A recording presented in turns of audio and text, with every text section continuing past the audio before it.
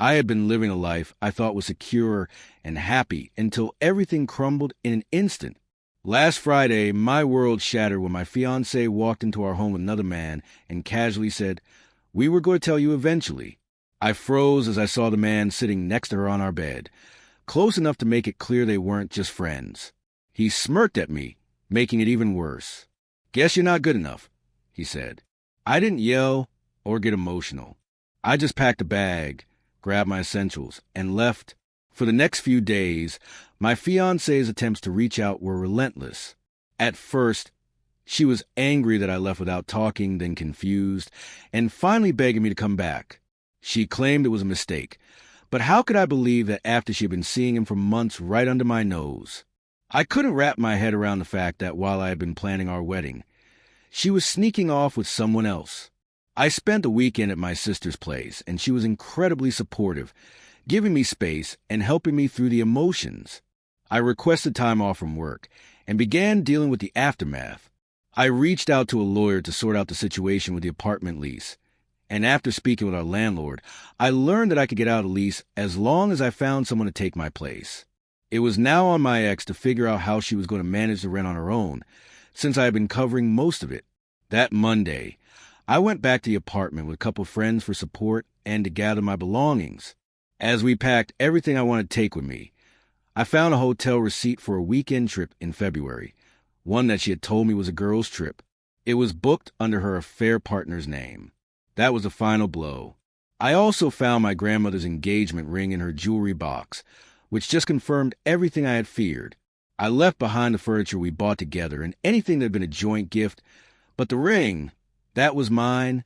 I canceled the wedding immediately, reaching out to the venue and the vendors. Most were understanding, though I did lose some deposits. Then I sent a message to our friends who had received the save the date, letting them know the wedding was off, but I kept the details vague.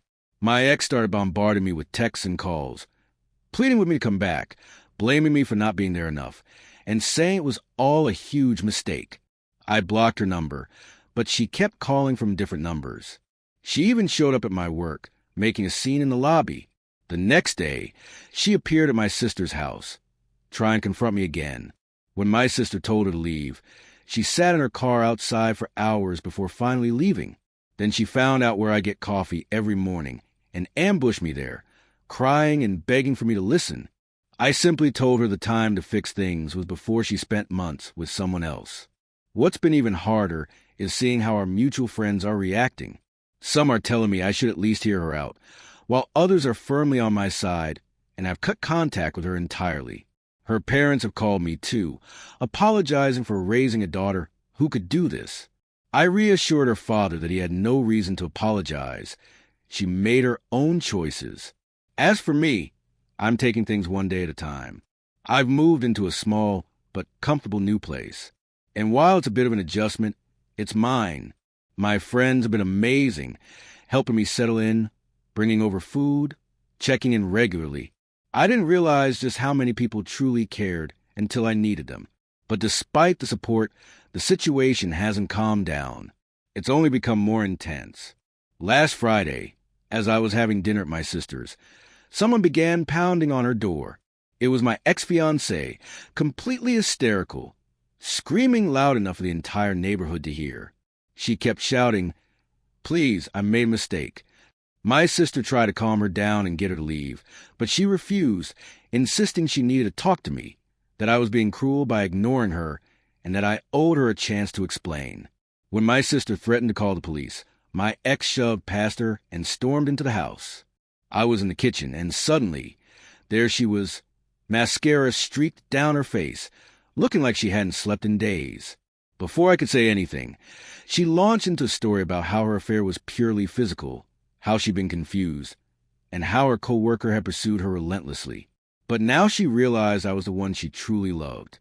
The whole time she was talking, all I could think about was the smirk on his face in our bedroom. It was clear to me I wasn't good enough. Calmly, I told her she needed to leave. She refused, becoming more frantic. In her panic, she knocked a glass off the counter and it shattered on the floor. That's when my sister finally called the police. When they arrived, my ex tried to play the victim, claiming we were preventing her from getting her belongings. But the officers quickly figured out what had happened, especially when neighbors confirmed she'd been outside screaming for nearly 20 minutes before forcing her way in. They escorted her out with a warning for trespassing. The next day, I received an email from her affair partner. Apparently, my ex had told him she was ending things with him to fix things with me, but he wasn't happy about it. He decided I deserved to know the whole truth and sent me screenshots of their messages from the previous months. Almost 6 months, not just a 4 since the Christmas party she'd thrown in my face. There were explicit messages, which I scrolled past, but what really hit me were the countless texts where they mocked me. They laughed about my proposal, which I'd spent months planning, and about how clueless I was. I was even joking about how I thought she was his soulmate while they were together. One message from January was especially painful. It came right after I put down a $2,200 non-refundable deposit on the lakeside venue she'd fallen in love with. It said something about me being a clueless idiot. I forwarded everything to my lawyer, except the explicit images, and then blocked the affair partner's email. I didn't know if he was trying to hurt her or me, but either way, it confirmed I'd made the right decision. A few days later, around 11:30 p.m., my phone rang with a random number. Half asleep, I answered, only to find it was her, completely unhinged and sobbing. She told me she'd been called into HR that day and fired. Apparently, their company had a strict no-relationship policy, and someone had sent HR screenshots of them making out in a supply closet during a company event. She assumed I was behind it, claiming I'd sabotaged her career out of revenge. I told her I had nothing to do with it, but she didn't believe me. She said I'd ruined her life and hung up. Not long after, I got a group text from her mother asking both of us to sit down with a mediator and talk for the sake of the 4 years we'd spent together. I politely declined, explaining there was nothing left to discuss. What had become clear was that my ex wasn't sorry for cheating. She was sorry she'd been caught and lost control of the situation. She wanted to keep seeing the other guy while stringing me along until she made her decision. Now that everything had unraveled, she just wanted to regain the security she had with me. As for me, I was still processing everything but also moving forward. I returned to work, joined a gym, and agreed to set up a dating profile after some encouragement from a friend. I wasn't ready to date yet, but it felt good to know that possibility existed again. The ring went back to my mother, who hugged me for what felt like an eternity when I gave it to her. Sometimes I'd wake up reaching for someone who wasn't there, but then I'd remember the texts mocking me as I planned our wedding, and any doubt I had about my decision would disappear. 6 months later, I'm closing this chapter of my life. The last 6 months have been a journey, to say the least. My ex finally stopped her harassment after one final meltdown. She somehow found my new place. Later, I learned my cousin accidentally mentioned it as barbershop, where her brother also went, and showed up drunk at 1 a.m., banging on my door, calling me every name in the book, crying and threatening to call the cops on me. My neighbor recorded the entire episode. The next day, I hired a lawyer to send her a cease and desist with video attached. That finally ended it. Jake, my buddy, still runs into my ex's roommate at the gym. He told me that in August, my ex and her coworker actually tried to make it work.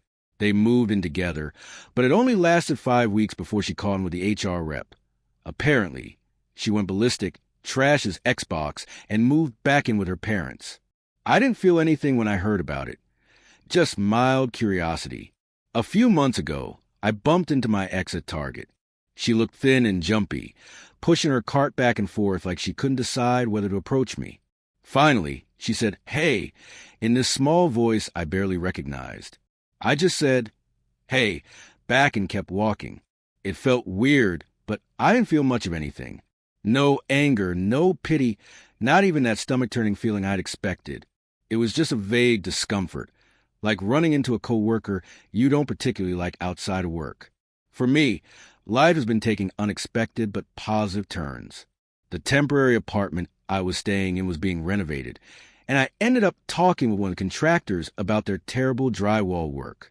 It turned out he was the owner of a construction company, and after some conversation, he offered me a job.